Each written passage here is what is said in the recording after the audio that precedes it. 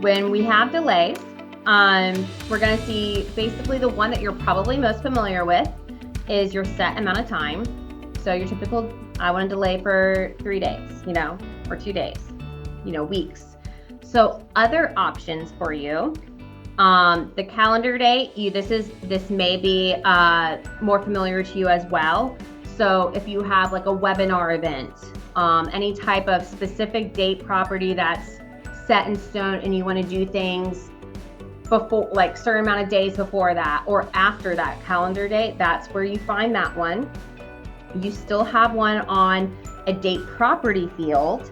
So say it's the date that somebody became a customer, and on that day you want something to happen. Maybe after that day, the day after, a month after, you want something to happen.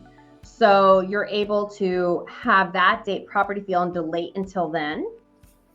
Or you have the day of the week.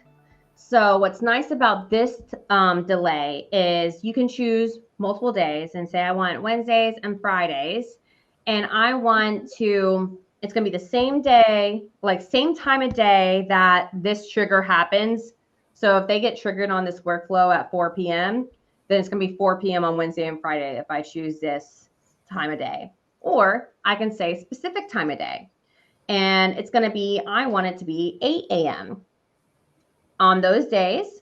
And I want it in this contact specific time zone, not this account time zone, but wherever they are, that time zone. So you can specify that as well. So they've really built out those options for that delay. You can do, it's the same concept for time of day.